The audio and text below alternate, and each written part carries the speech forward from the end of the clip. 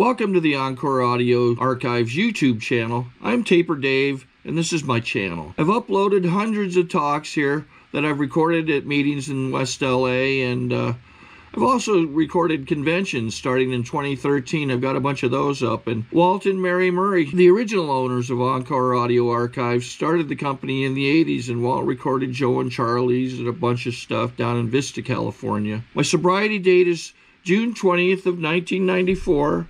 I hope you find something you like, so please like and subscribe to my channel and comment down below. If you want to hear something that I don't have or that you don't see, I'll see that I get it. Anyways, take care and have a great day if you want to. That I was an alcoholic and I belonged. And I made the decision that I wanted to change my life. And the decision became a really powerful force in my life, because I've held that decision for a little over 31 years now. And, pardon me, I'm coming down with a cold and I'm really trying to fight. Making a decision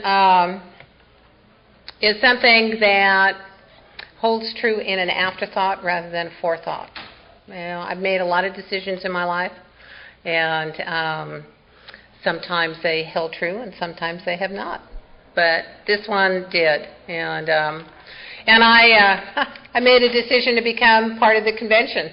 So this is my third year being a part of the convention, and it's always an honor and a privilege to participate in my sobriety. My sponsor told me a long time ago that I needed to be an active participant in my own recovery, and I took that to heart, and obviously it's worked for me. One of the things that I like to do on a daily basis is, in the morning when I say my prayers, I still thank God for keeping me clean and sober today, and give me the words and help me through to do what He wanted me to do for today. And that's truly what I really want to do. And over the years, it's allowed me to kind of relax about what I think is so important that I think that I have to get done today. And it allows me to go with the flow a lot more. There's a lot happening here at the convention. It's people are registering and we're setting up, and it's a new venue, and there's a lot of people, and alcoholic likes to stand in line, and heaven forbid you should forget their name, and and they're in the computer and it hasn't spit out, and oh my goodness. So, people like to come to me to make decisions, and I really don't have a problem doing that today. I've been blessed with not only sobriety, but with the ability to accept the responsibilities of my decision.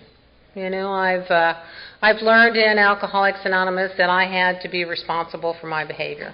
I had to be responsible for my actions, that I had a disease that had me do stuff that was unacceptable, but I still had to be responsible for the outcome.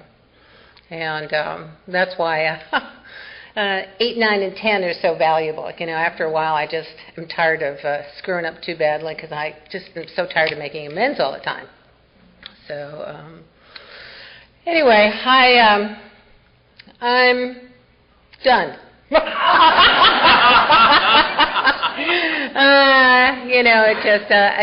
It's just an honor and a privilege. So first up, I would like to ask Gloria to come.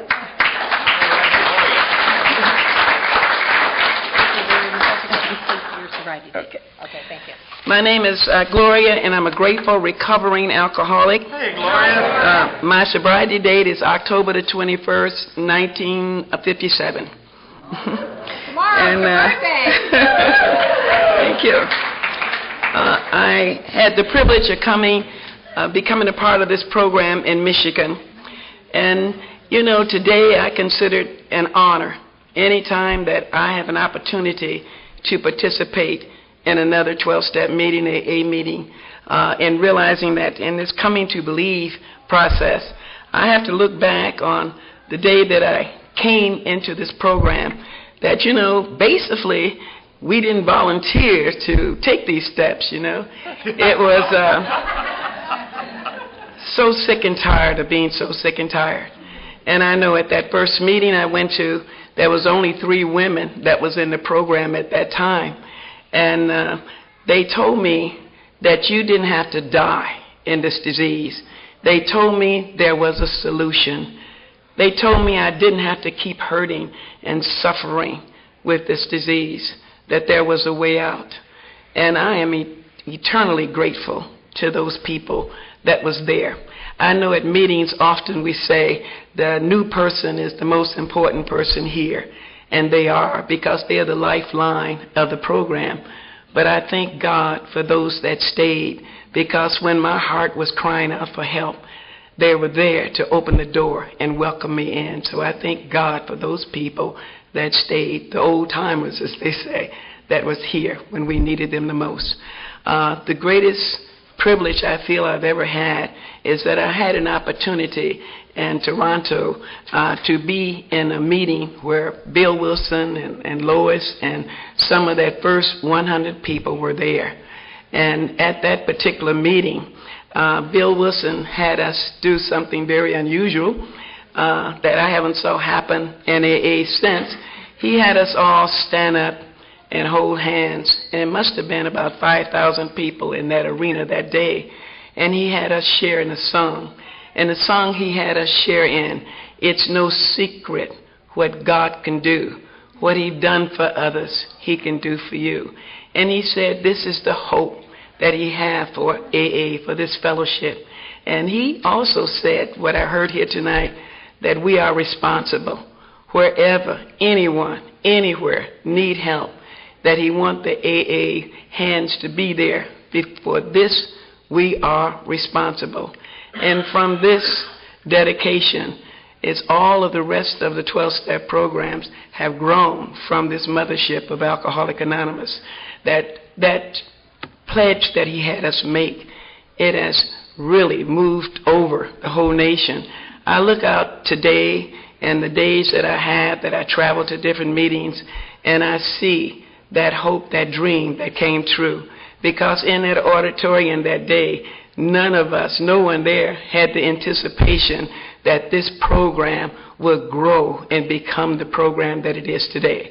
That they would come, the thousands that would come and reach out and help that next person up. You know, I know that was the dream, that was the passion that Bill Wilson had, and that to see that this is being fulfilled today in our lives, I consider it an honor to stand in the shadows of those that made it possible that we would have a life today. That not only did he save his life, but he helped each one of us save our lives along the way. And for that, I am eternally grateful. And making a decision, you know, for me, when I had never, ever heard of Alcoholics Anonymous. And the little community that I lived in, and I was in the medical profession, but I had never heard of AA. And the only thing that I ever heard about an alcoholic was that was somebody that lived down on Skid Row. So I never knew about this program. I never knew that there was help somewhere. And I know when I reached to my bottom, and my bottom, I say, is an emotional and a spiritual bottom that I felt. That I was laying in my living room that night, and I was crying out for help, and I didn't know where to go, you know. And I picked up the phone, and I called the operator. And the operator, for whatever reason, connected me to the central office of Alcoholics Anonymous that night. And when the woman started asking me very important, serious questions like, what is your name? I immediately panicked, you know. I really began to believe that they had connected me to the mental institution. They was going to come and get me. And they asked me a serious thing about, what is your telephone number? I said my telephone number, so I gave them my mother's telephone number. I went about to commit myself, you know. And from that conversation, I laid back down in my floor and went to sleep. And somewhere in the middle of the night, I decided that I was hungry, and so I needed to go to my mother's house to eat. You know, I got up in the middle of the night and walked to my mother's house. I hadn't been there in months. I walked to my mother's house, and when I rang the doorbell, they thought something serious had happened to me. And I just went in the house and went in her bedroom and went to sleep.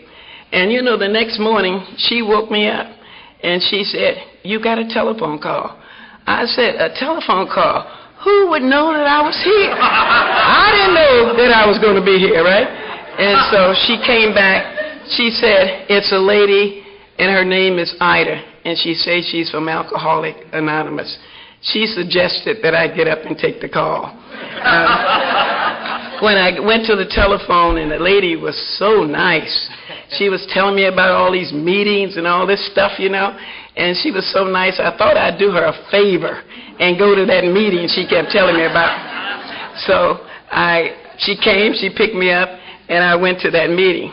But at that meeting that day, these three ladies that was at that meeting, one of the ladies had relapsed, and so she was just coming back, and she came up to me, and she was shaking my hand, and she was saying, "Keep coming, and you'll get what I got." And I was wondering, did I need that? You know. And the other lady, she pulled me aside. She said, "I want to let you know what's going on here." And I said, "Good." So she was informing me. And I found out that she was still turning tricks for the coffee. She didn't know it was free. And the third woman, Ida, became my sponsor at this fellowship. And, you know, I've enjoyed this journey along the way.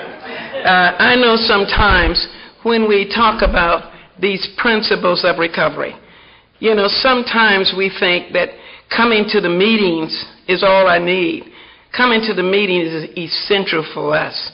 But we could be around this fellowship and not in the program of recovery.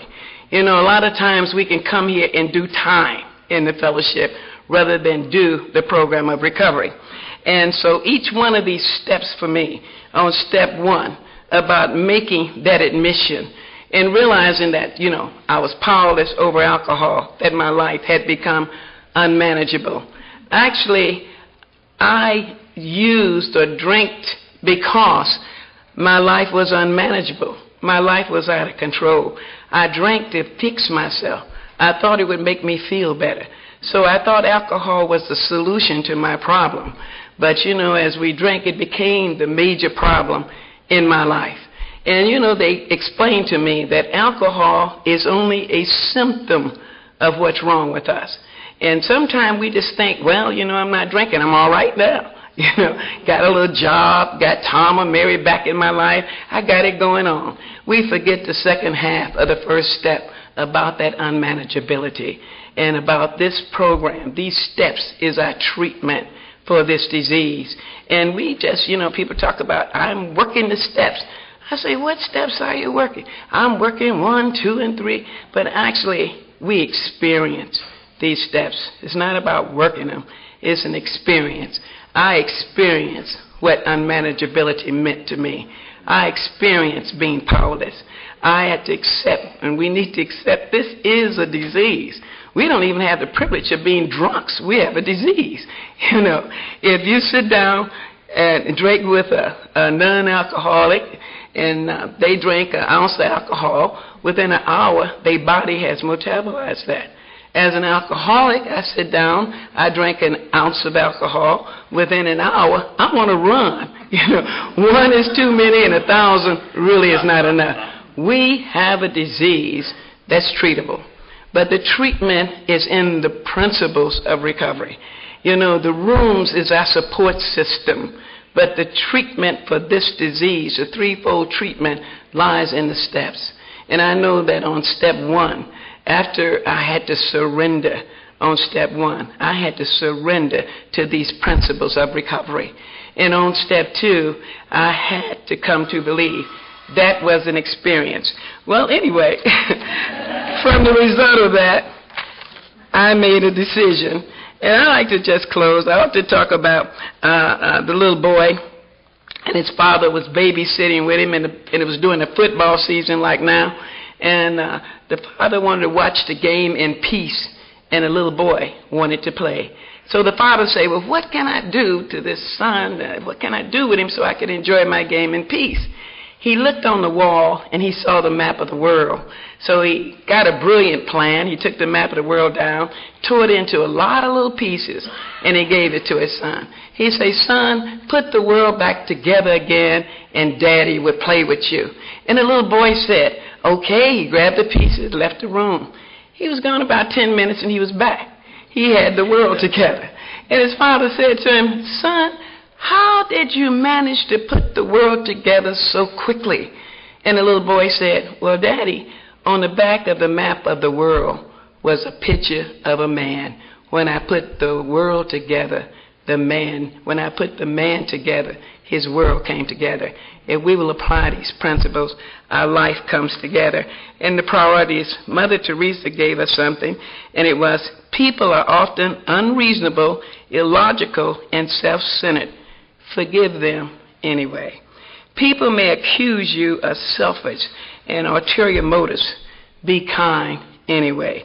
If you are successful, you will win some false friends and some true enemies.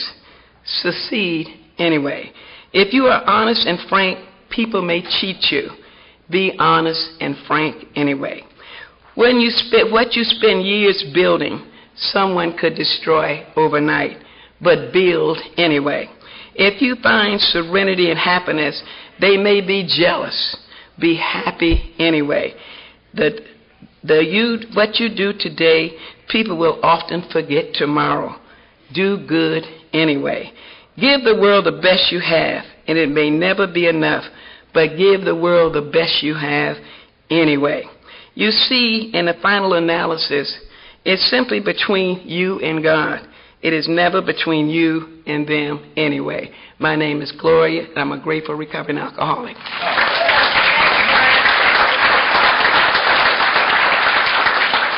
Thank you, Gloria.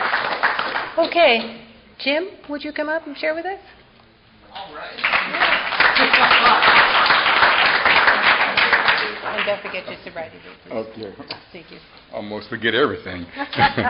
I'm Jim, and I'm a grateful alcoholic. And my sobriety date is August the 4th, 1968. I got it right.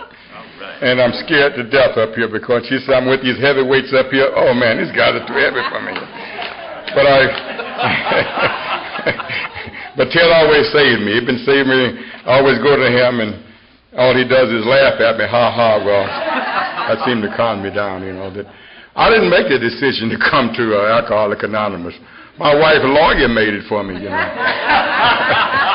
It was just, she had taken off, had the baby and gone someplace and hid from me because the night when she took off, the big ruckus in my neighborhood was my last drunk, and some guns was being howled there, and I was being shot at, and I'm gonna retaliate and kill these people and all these things, and I guess they were afraid because I'm the kind of people who would shoot in the house and things like that. So she took the baby and it took off, and I was trying to find her and tell her I wanted her to come back and take the house and let me go.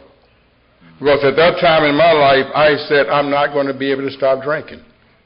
I've tried everything I could. I've been to very good hospitals. They didn't know how to treat alcoholism at that time, you know, in those days. I've been locked up in these wards in the VA hospital and all these things that happened to me, and been in jail and these several times on my knees and swear to God with the priest and taking the pledge I'm not going to drink anymore. And all of these things that happened to me, everything that I wanted, everything that I got my hands on, I wanted, I always got it, but alcohol took it from me. I was kicked out of college just 2 months before I was graduating. And I got a chance to go back into college, and I was almost kicked out by the same identical thing, which I could not understand. Why is it when I make these swearing that I'm never going to drink again and make an honest decision, and I wind up drinking? I couldn't understand that. Why? The only answer was why. I had no answer for it. And during that time that I was trying to find her, I got a letter from a lawyer. And he said, if you want to talk, go to Alcoholics Anonymous. And what is that? I don't know. I remember back home, it used to be a place that's AA, but in those days, the segregated place, and it was in the wrong neighborhood. I knew I couldn't have gone in there if I didn't know what it was, you know. But that AA stuck in my mind. And when I got here, it came back because people started calling this thing AA, you know. I said, well, that's what that meeting was for, you know. And anyway, that I finally got in touch with this place called Pacorma, and I went there. I didn't know what to do. I was afraid to even go there, you know. In those days, the things were kind of tight, you know, and I didn't want to go and disturb anybody, so I went to the back door, and I found out it was the front door. So I was in the right place at the right time.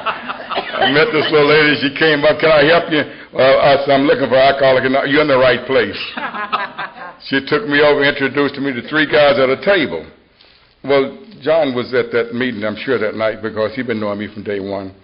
And these 3 guys, they started telling me all their business about how they drank, and what happened to them, and how long I didn't ask these guys all that crap, you know. And I just wanted to tell them about I went to AA so I can talk to my wife. And there's another thing, they gave me their phone numbers, and I knew I was in the wrong place then. The big guy, Bob B, wasn't my type. He was just too, I don't know. And the other guy was too old. That little Mexican guy was cute, though. But anyway, then the guy came on and started talking. I thought he was the professor, whatever he was. He had a nice necktie on, young blonde kid, you know, and nice blazer and everything, and shaved, and the guy looked like a professor, a big businessman, you know. And this guy got up and started talking, and everybody started laughing at the guy. But the thing he threw me off is he was laughing right with them. Now you're telling people about you got up out of the bed wet in the bed and all this stuff, and he's laughing about it, and they're laughing about this. What's going on here? But he got to the point that at the end he talked about not drinking, that he wasn't going to jail. The job that he had, he wasn't going to get fired on. And I was about to get fired on the job that I had, the job I wanted. And this guy started talking all these things to me, you know, and as they started going through my head, and I'm listening to, and all this, it was really confusing. And I left there that night. One guy said he was going to a meeting the next day, which is in Burbank, and which 2 guys in here tonight, I think was at that meeting, Sandy and John. And he said, well, I want to go with me. I'll take you with me. I said, well, I got to cut my grass tomorrow. So, but that night I got home and I thought about it over and over what that guy had said. And the next morning I got up and I got that. Thank God I took put their names in my pocket.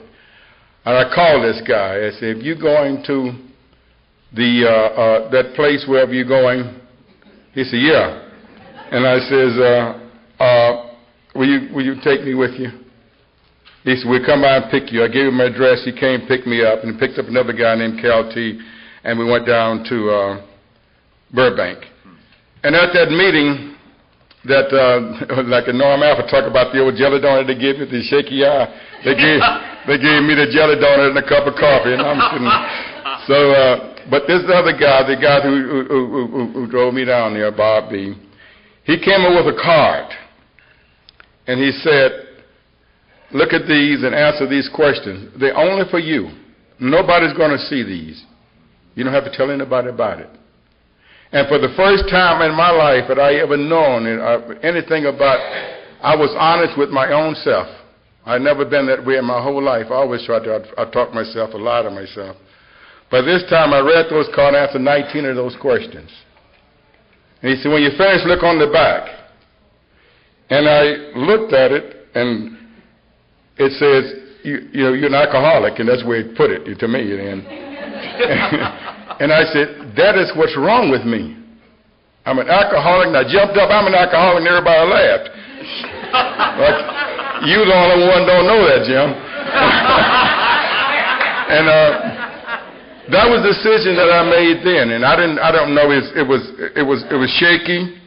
I had people. John helped me out a lot because he used to say, Jim, give me the report and all these things, you know.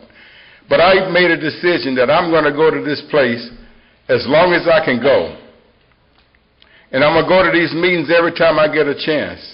That was the decision I made. I don't know how that's going to come out. Much don't even know what they're talking about here. these steps on the wall, a college graduate, I couldn't read chapter 3. I blundered, and a guy named Roy Coates, who's passed now, he said, boy, I know you could read better than that. And I'm thinking about he called me boy. But anyway, and that's the attitude I have when I got here, though. But it's gone now. It's gone. And every day I would leave this job, and I would get to that building, I get in that place, and when I get there, I would go. Well, the moment I walked through that door, I always felt safe. I feel safe today, and the same way I felt when I got here.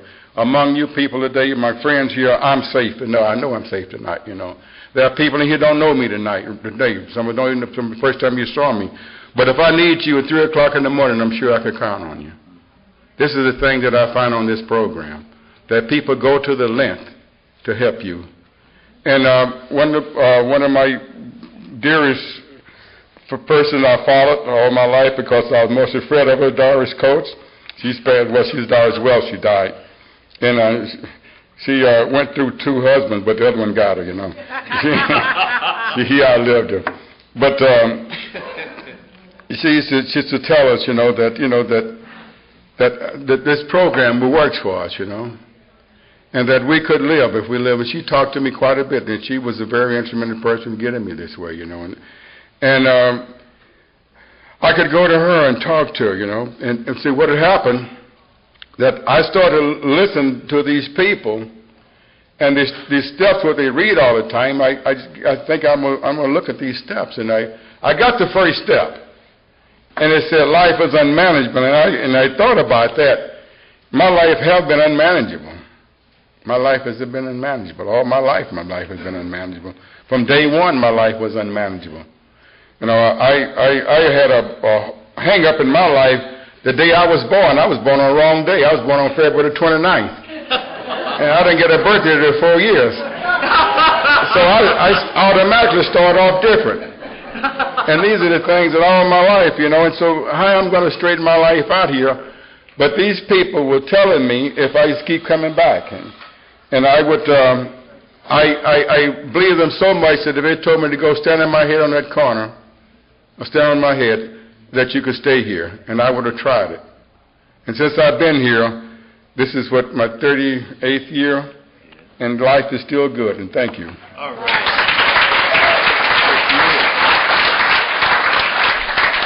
It's just awesome stuff. Claudette?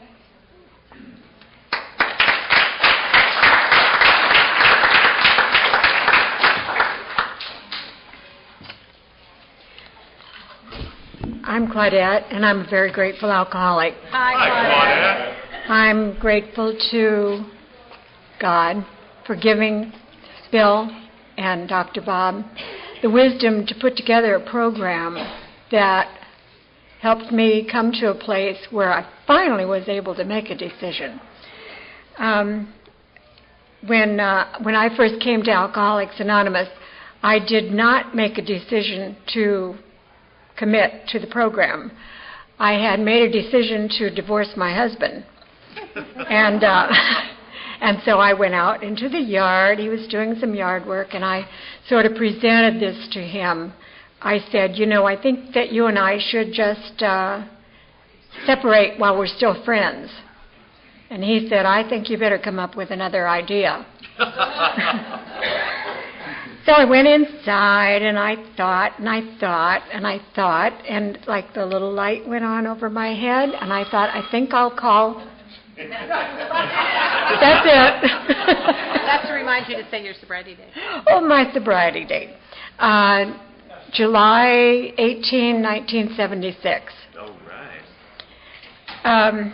Anyway, I don't know, because no one had ever said this to me before. Well, maybe yes. Yes, my husband had said, you've just turned into a drunken broad. Now, the drunken part didn't bother me so much, but please don't call me a broad. I hated that. I hated it. And so anyway, when I went out and I told him that okay, I've got a new idea, and I'm going to go to AA, and he said, that's a little much, isn't it? You don't know those people. And I said, that's right, and they don't know me. And I'm going to go find them. I had no idea where I was going. The first call I made to AA told me about a meeting in San Fernando. And because it was 8:30 at night, I thought, I can't go to San Fernando. So then I called back. See, that was a good decision, that I called back again. And like Gloria, why was she there when that phone rang the next morning? Why did I call back for another address? So they told me about a church meeting, and I thought, that I can do. So off I went to the church, and I got there, and there were all men there. And so I made a decision to stay.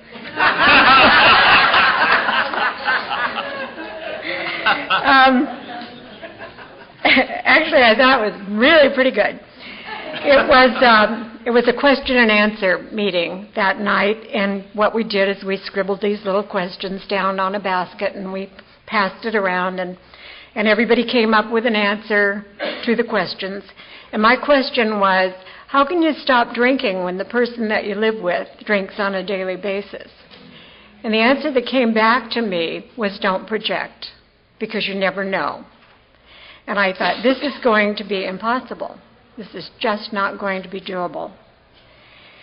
And my husband, who does not belong to our program, got this program by osmosis. That can happen. He drank one beer, I think, at the opening game or the playoff game or something like that. Remember, this is a long time ago when the Dodgers were still cranking. And he went up and got a glass of beer with all these I think it was a businessman's meeting. And he said, what am I doing? You know, he said, I never liked beer. It gives me a headache. I'm in the sun. He put that beer under his seat. Now, if I'd been with him, and I don't like beer, but I have to say that I identify myself as a grateful alcoholic because without this program, I have no idea what my life would be like. I tried several times to OD on pills. That didn't work. I just threw up. When I was driving on the freeway, I did a lot of drunk driving. And those pillars in the middle of the freeways looked real good to me. So I know without a doubt that if my organs hadn't gone, I used to say, my head was out to kill my body, but it needed it for transportation.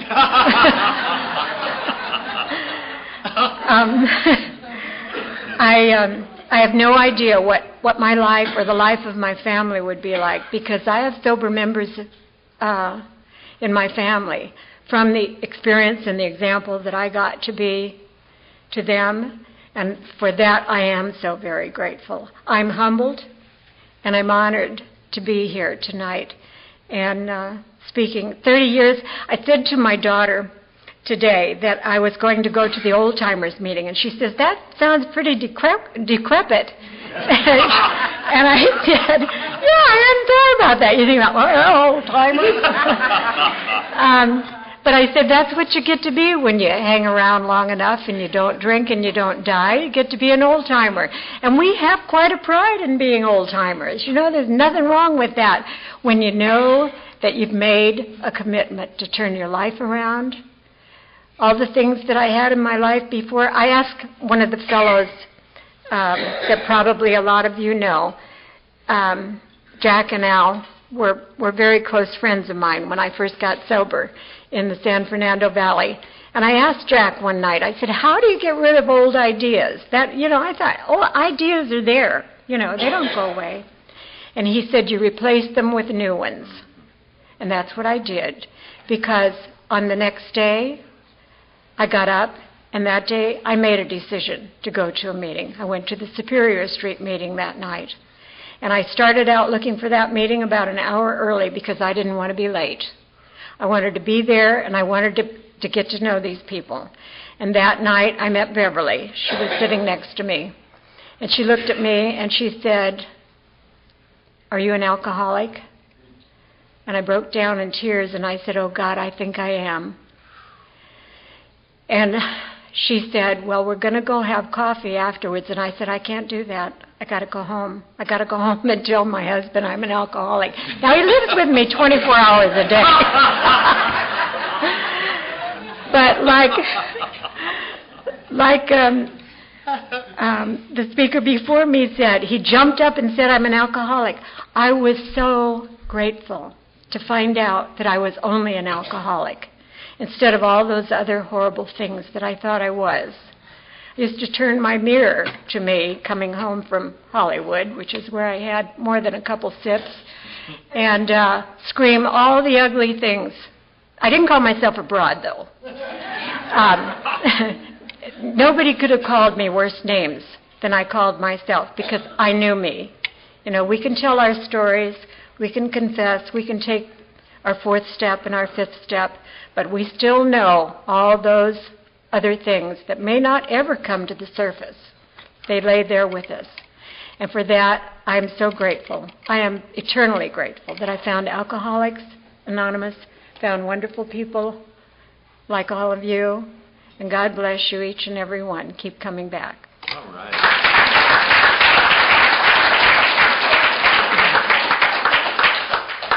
Okay, to show that even though I am an old-timer, my memory is pretty good. As special request, Ted, would you share with us? Because Tom's here to specifically hear you. Oh. Thank you, baby. You're welcome. Hi, my name is Ted, and I'm an alcoholic. Hi, Ted. And I have babies here and grandbabies here, and I love Alcoholics Anonymous, and I love its people. I've loved it since June the 16th, 1965. That's my sobriety date, and I haven't had to go out. There have been a lot of good reasons to go out. You know those reasons. If you don't. But I drank like a pig. I loved it going down, and I loved it coming back up. Man, when it hit those sinuses, it was, oh, yeah! God, then you had to pick your nose in the morning to see what you've eaten the night before. You know, a little pizza here, corn, you know, and, yeah, well, that's what we did. And if you didn't do it, then you know, yet.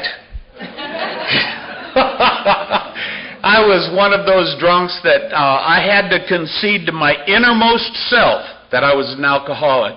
Because in the bars and when I was drinking, I would always say, I'm an alcoholic, that's why I drink so much, that's why I do all of this. But inside is I've got it under control, baby. And I'll tell you what, when I had to concede to my innermost self, I had to come and bare myself before you and say that I was powerless over alcohol and that my life had become unmanageable. And you told me that the only way I could have anything to do with that or have any solution whatsoever is that I had to have a God of my understanding.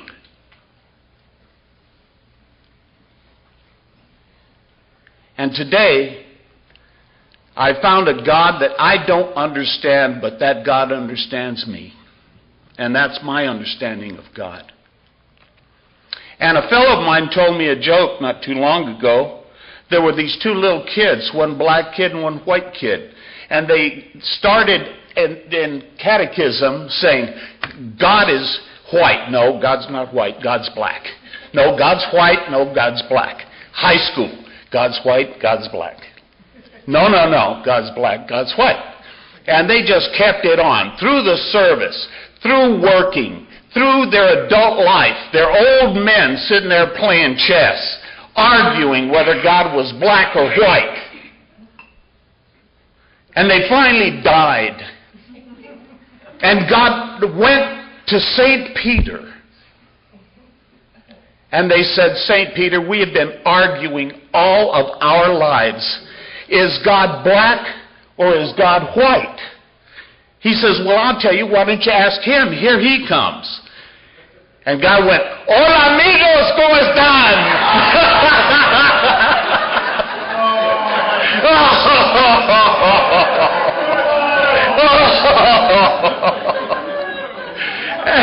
and so I had to come to a God of my understanding. And I found my God through y'all. And then I had to make a decision. Do I die a horrible, lonely, pitiful, alone, alcoholic death? Or do I live a successful, useful life where I had simple dignity? Now, that was what I had to make. The most difficult decision I ever made in my life. And those of you who are as defiant as I know what that kind of a decision is. When I was young on the program, I heard a guy, he was a wheelman for the mafia. And the police came and got him. He lived up on the 5th floor. And they said, you're coming to us. He said, F you. So one policeman grabbed him by one foot and the other grabbed him by the other, and they pulled him downstairs. Every step for 5 stories in New York. He hit the back of his head because he had his handcuffs on the front. When he got down and they stood him up, he says, now what do you think about it? And he looked at him and he said, F you. That's the kind of defiance I had. I identified with that kind of defiance. And I had that decision to make, and I made it.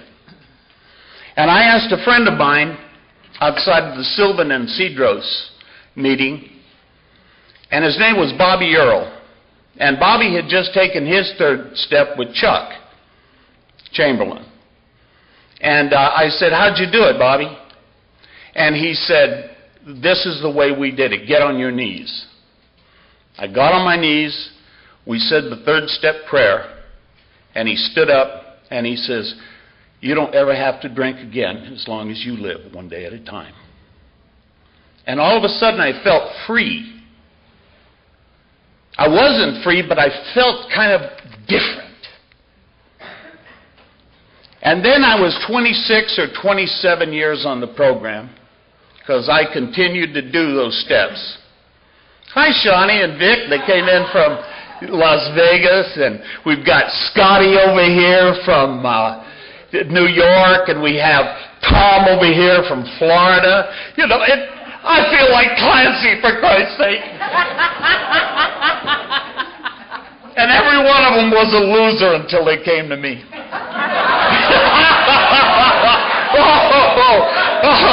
And to prove it, my little Jim, the chairman of this thing, is sitting here. He never consulted his sponsor before he took this on, thank God. But about 26, 27 years old, I found out that I was becoming an old-timer. And I had a certain responsibility. And that responsibility was to act like I was worth being saved, for crying out loud. And I thought I was doing some crazy stuff, and I was acting crazy off the podium, kind of like tonight. And I made a decision, a serious decision, that I was going to be an example, Louis, an example of what to do on this program, and not an example of what not to do, because I learned that if you make that there are 2 kinds of teachers. Teachers who teach you what to do, and teachers who teach you what not to do. And I decided that I was going to be an example of what to do. And I made that decision just as hard as I made the decision to stay sober. Do you know what happened? Sometimes I am an example of what to do on this program of Alcoholics Anonymous. And sometimes I'm an example of what not to do. Because I live life like everyone else lives life. I make mistakes. I've made a lot of mistakes. That means I'm doing something. If y'all have never made a mistake, you haven't done a thing in your life. You see, because we drank to get there. You remember there? Oh, I loved there. I got there once. I drank the rest of my drinking career to get there. I never did it again. Now, y'all know where there is, right? Am I right? Because if you don't know where there is, you don't belong here. It's just that simple. It is so simple that we have found a mighty God that will do for us what we could not do for ourselves. And in that third step, when we made that decision, I made that decision and Bobby gave me a fourth step kit. Everybody know what a fourth step kit is? It's a tablet of paper and a sharpened pencil. He gave it to me and he says, write. I said, about what? He said, about anything you want to write about. And I thought, oh yes, now's my chance. Mark Twain, scoot over. And he says, no, not a novel. Write down what you didn't. Oh, I'm so glad. I am so glad that I don't ever, ever want to sober up again, because it's a whole lot easier to stay sober than it is to get sober. And if you don't believe it, talk to some of these retreads. Thank you so very much for the honor of speaking to you.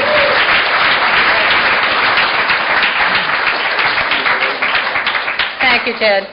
John? Oh, Johnny, my Johnny.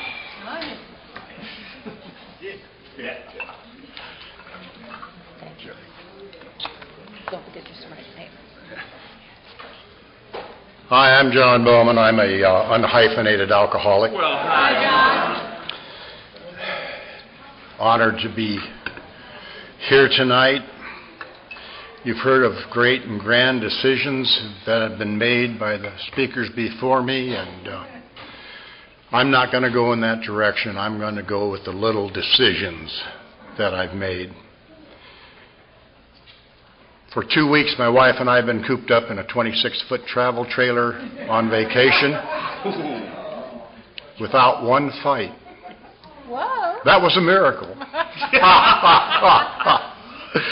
Oh, but when we got back, the first thing I did Monday morning was go to a 7 a.m. meeting over at Stepping Stones, because I hadn't gone to any meetings for 2 weeks.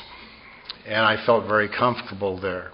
And I was able to share. And I ran into one of the people I sponsor, and we talked for a while, and he said, well, you're off this third week of your vacation. He says, let's go down to the Tuesday noon meeting at Pass Avenue that we used to go to when you had Tuesdays and Wednesdays off.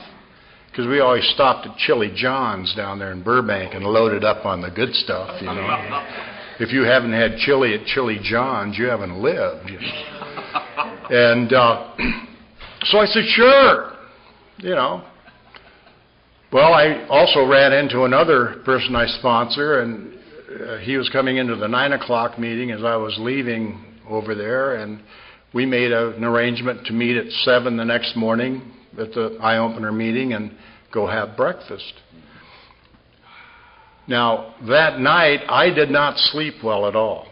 I was just, I don't know, I mean, change of beds or whatever it was, but I had about 4 hours of sleep, but I drugged myself out of bed because I had made a little decision to be there, and I like to honor those decisions. And I showed up for that meeting, and Jimmy and I went to breakfast afterwards, and And I was pretty full from a big breakfast, and I thought, oh my God, Ron's going to pick me up to go down there, and we're going to have to eat at Chili John's, and maybe I'll bug out on it. But I had really made a commitment, and I went with him, but I was kind of groggy, and I really didn't want to go. And I ate a bowl of chili I shouldn't have eaten, and it was rumbling around like 2 bowling balls with the eggs and toast and potatoes and everything else all you had. And we went into that meeting, and Sandy and Ron and I used to go to that meeting quite often. And Ron and I walked in, and people remembered us, and I hadn't been there for a couple of years. And the first thing they said is, "Where's Sandy?" Well, I said he had something more important to take care of at the moment, And I sat in that meeting, and of course, I don't know, they knew I was an old-timer. They wanted to give me a cake, and I said, no, I've passed that now. And I don't want to take a cake here. But they didn't call on me, Which I was kind of glad of, because I was kind of tired, and I'd shared at a couple other meetings, but a lady came into that meeting and sat down, and finally she shared, and she had given up 22 years of sobriety in Italy with some wine. And she was full of shame, guilt, and remorse. And she cried, and she talked about it, though, and that was good. She brought it out. And it touched me quite a bit, and I was sitting there. They had tables set up, and then you had seats behind you. And when we stood up for the Lord's Prayer, she was between me and Ron. I was holding her hand and the hand of the person next to me.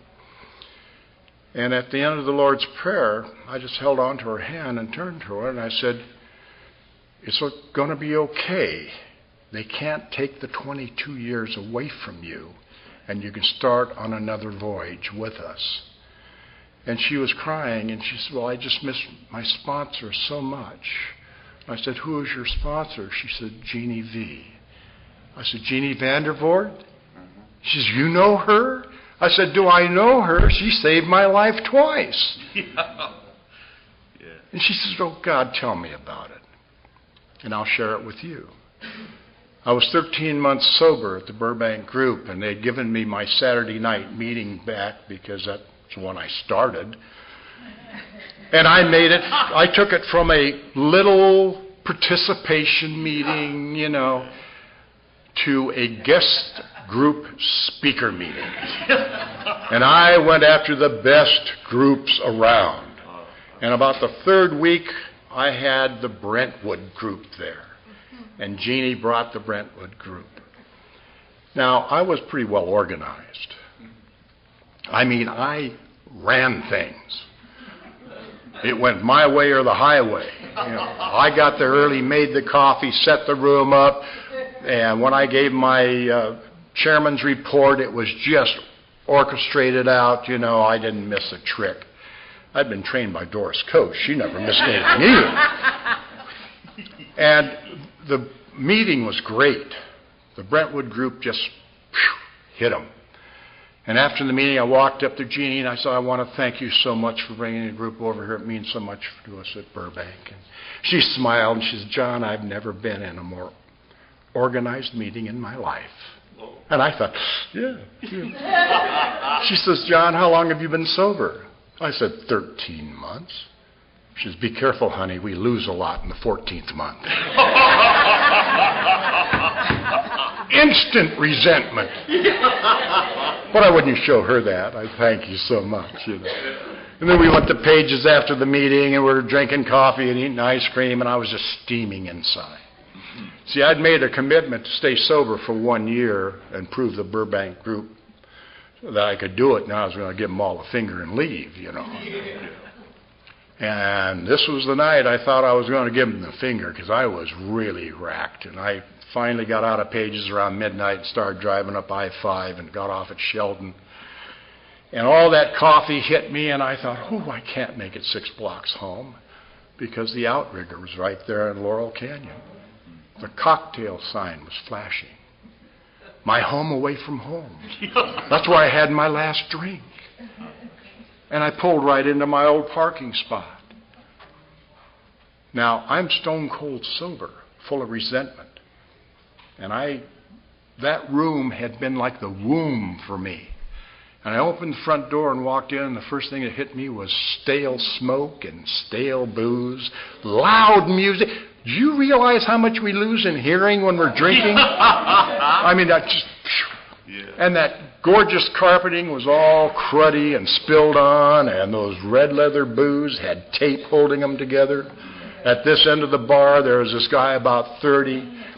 Next to him was a gal about 60, and they'd both struck out all night long, and you knew what was going to happen there. Oh, yeah. Bartender was arguing with some dummy about a sports score. I thought they were going to fight. And I really had to go, and I walked right back towards the bathrooms.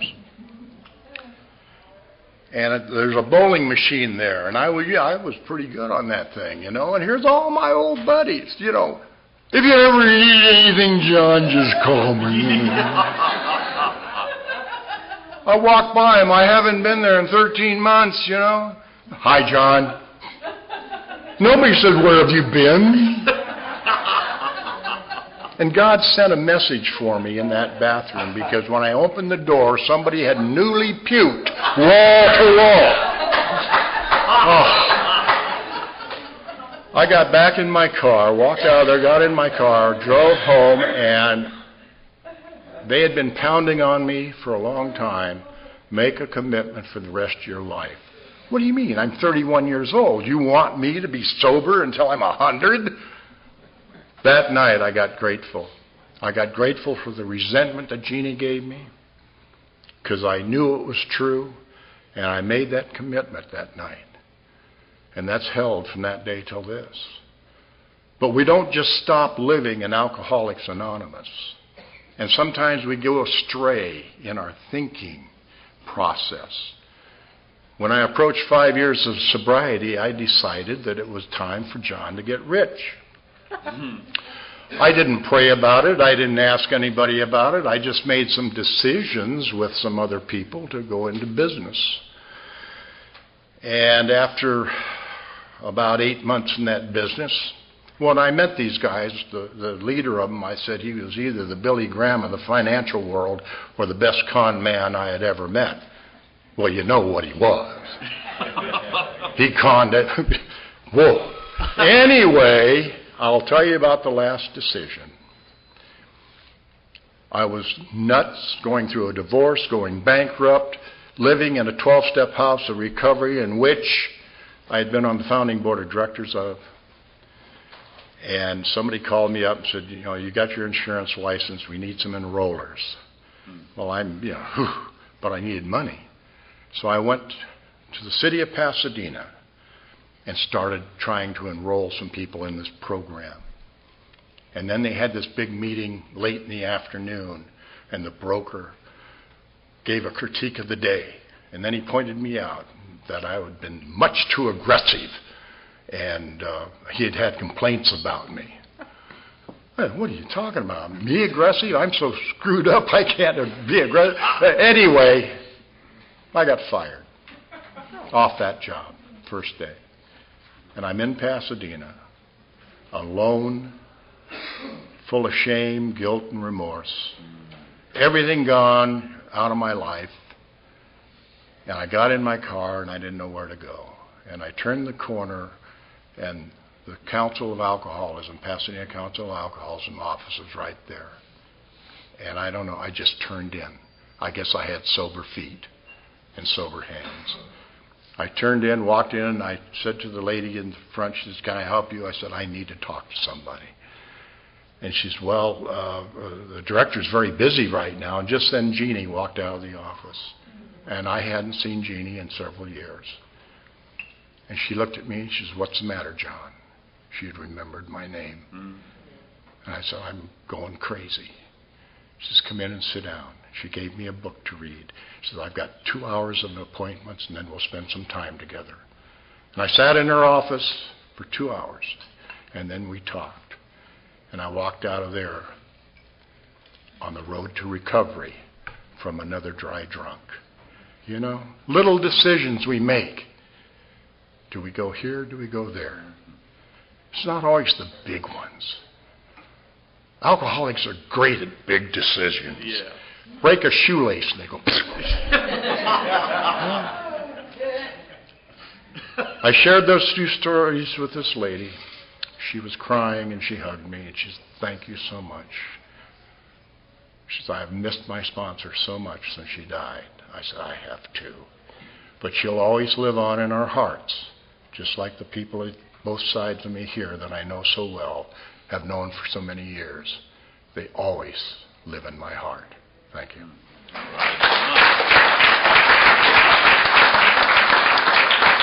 Thank you, John. And of course, last but not least, I'd like you to say, "How do you do?" to Miss Sue.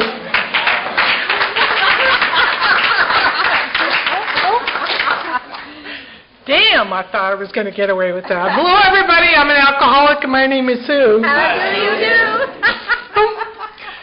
You know, when I sat down here, my first reaction was, how did I get here? You know, I'm very so humbled by the people that are sitting on my right and left. And we wouldn't want to mix the guys and the girls up, okay? I was cracking up earlier. I said, you know, it's funny how water seeks its own level. I love you. It's so good to see you guys. And it's an honor to be sitting next to a young lady that is so, has so many wonderful stories. I want to talk to you more and more because I want to hear more about your journey. Because it's not the, what do they say, it's not the thing, it's the destination or whatever, it's a journey and not the destination, and it's really been the case for me. My sobriety date, somebody's going to kick me, I can tell, is November 16th, 1974. And I'm really grateful. You know, I'm not different. I didn't get here, I didn't think I was an alcoholic, I didn't know what my problem was. I came to a hospital after the night before that I had, my roommate was there. I was on Avenue A and 45th West. And I had 7 horses, 7 dogs, 3 cats, and a bull. And, you know, it just really, yeehaw, I was going to be a rancher, I think, something like that. And, you know, I had a roommate that drank and used like I did, and she had a couple people come over, and they brought a couple of pints in, and, you know, I wasn't going to drink that night, but I drank, and the next thing you know, I'm running into my room, and I'm going to commit suicide. I had taken out the .45 that somebody had given to me because a couple of months before that I had been beaten up and raped by a couple of guys that I met while I was drinking, and you know, and I was going to kill myself, and somebody came in, and there was a fight over the gun, and the next thing you know is I remember coming to and crawling to the hands and knees to get on the couch to get well one more time, and I passed over the gun, and my neighbor came knocking on my door, and she said, "Your mom's coming." And Mom came in, and she took me to a hospital in Santa Monica. And all I remember was this woman sitting across from me. And she asked me what I wanted. And I said I wanted to know who Sue was because I had lost track. You know, my name is Sue, my color's blue, and my number's 2 was the most I knew about myself. You know, I was one of 12, and my color was blue, and I was one, you know, I'm the second kid, the oldest girl. That's about as far as I got, you know. What I was doing on this planet and why I was here, I had no clue. I didn't know that alcohol was my problem. I'm one of 12, and both my parents were alcoholic, and the way that I grew up and when I grew up, alcohol was part of the bargain. I wasn't different or unique in that environment. And anyway, you know, they took me to this hospital, and I was in this group, and I was daring them to get me to participate, and they said, Sue, if you want phone calls or visitors or anything of that kind, you got to go to this thing. And I thought it was going to be a really hip-looking, cool, and outsmarting them, so I went to this thing. And this first thing was the first meeting of Alcoholics Anonymous that happened to be in Brentwood. And it was on San Vicente, and it was a huge meeting with a bunch of people, and they were all laughing and having a good time, and I thought, what's up with this, you know? And then this guy was talking about trying to commit suicide by jumping off a 2-story building, and I was laughing my butt off. I couldn't believe it, you know, and somewhere along the line I got the point that they were there because they had drank too much, and somehow for the first time in my life it felt comfortable, and I felt comfortable in my own skin. And I went home and back to the to the hospital. And up until then, I was wearing my, pajamas and daring them to get me to participate. And I got up the next morning and got dressed, and it was on time for the meeting. Now, I know for me that God did for me what I couldn't do for myself, because to tell you the truth, I never made a decision about that. God simply opened the door and pushed me in. And He gave me the willingness to hear the message. Most importantly, I was around these rooms and I was sober for a couple of years, and I was going to meetings. I was active in H&I, and I was doing all the things that they tell you you're supposed to do, but there was a big wind blowing through that stomach of mine. I just kind of knew I was doing things, but I just kind of knew that I wasn't quite there. And there was a guy that would talk from the podium, and he sounded like he knew how to navigate. He knew what he was talking about. And I went to him and asked him for some help, because it was time for me to take my inventory, and I had a sponsor, and she'd say, go home and write, and I'd write the story, the long-winded version. And, but I didn't have anything to say, because frankly, I didn't know what to say about my life. And he said, if you want phone calls, and he basically said, here, if you want help, I'm going to introduce you to this woman who will take you through the 12 steps of the program of Alcoholics Anonymous, the way that it's written in the big book. And, I really wanted to know how to do this. And so she stuck my nose into the big book, and I did the 4-step out of the big book. But before you get there, it says, being convinced we are not, we decided to turn our will and our life over to the care of God. And it says, and just what do we mean by that? And just what do we do? And I went, yippee, there's some directions, There was finally some directions. I wanted the ABCs. I wanted to know how the hell to stay sober. And there didn't seem to be any instructions, but there it was, And it said the first requirement is that we be convinced that any life won on self-will can hardly be success. And boy, those went just right through my head. I went, oh yeah, I know what that's like.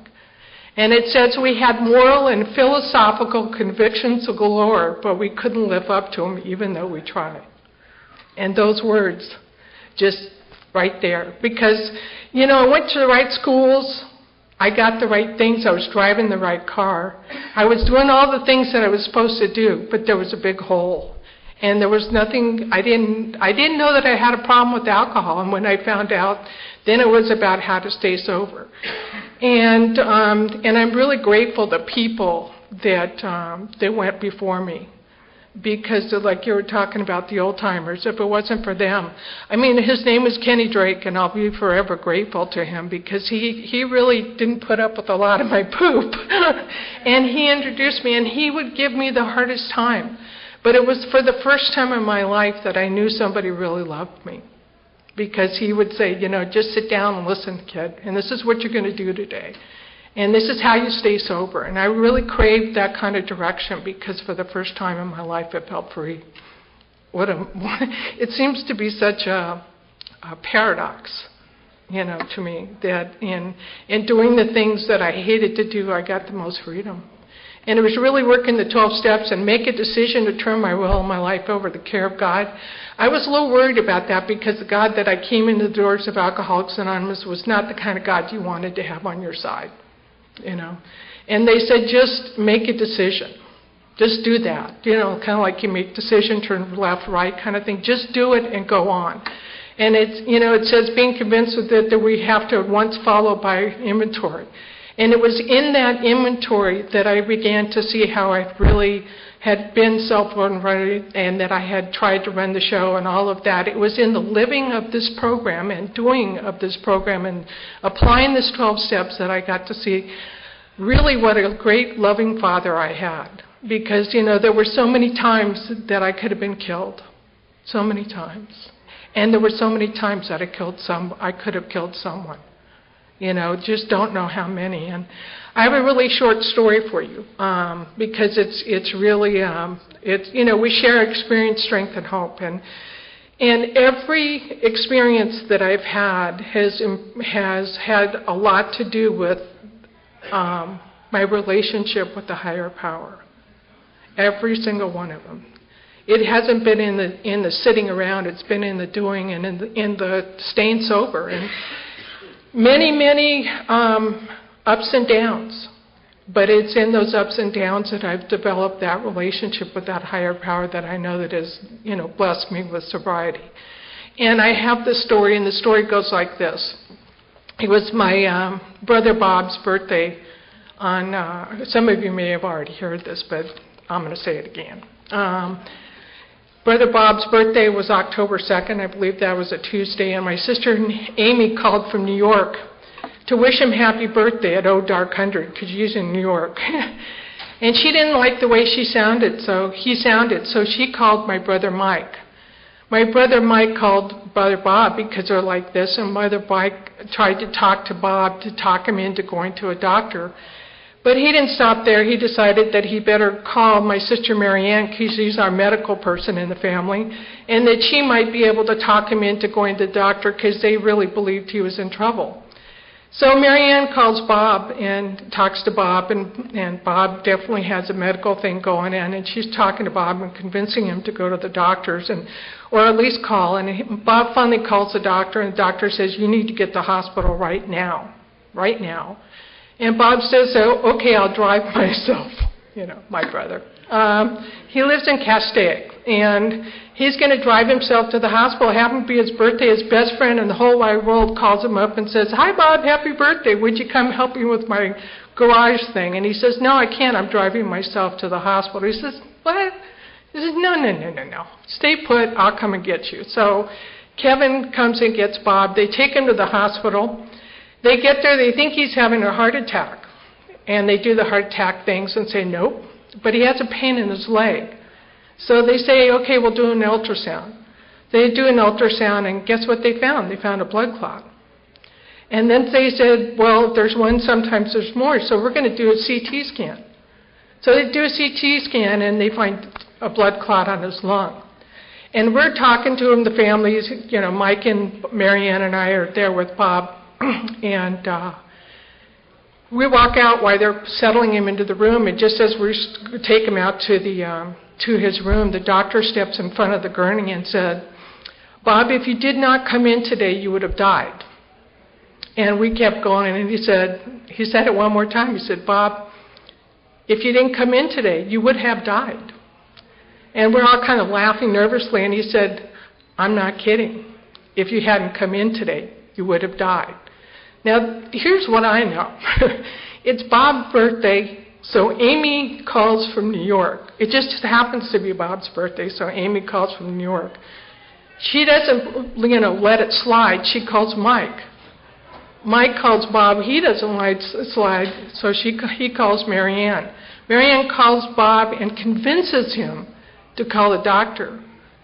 The doctor says, "Get to the hospital," and Bob's going to drive himself. Just so happens that his best friend calls at the moment Bob is walking out the door to drive him to the hospital.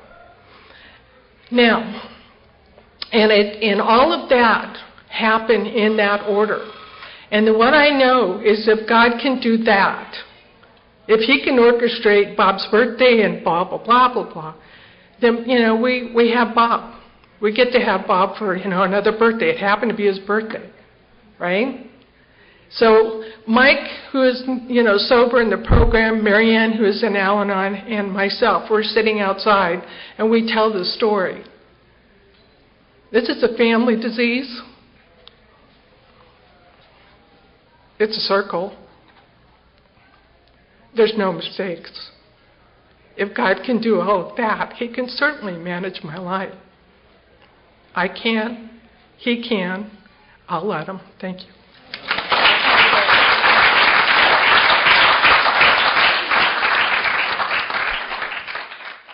Sorry to interrupt your viewing. Taper Dave here. Just wanted to take a second to ask you to like and subscribe to my channel. Let me know if you like what you're listening. I've got some very good talks here, and this one's a great one. Just curious, do you think this is better than Zoom? Okay, this is how I prepare my drone for launching. I like to do it inside the cab of my truck so I'm not standing outside in the weather. To install the joysticks for control, up and down, right and left, powered on. I have an Android phone that I use to connect it to the drone with, and it's actually controlled through the iPhone, through an app. Oops, wrong way. It's actually controlled through the iPhone, or through this Android phone, through the app. It's actually controlled through the Android phone, through an app, and you connect it through this short connection right here.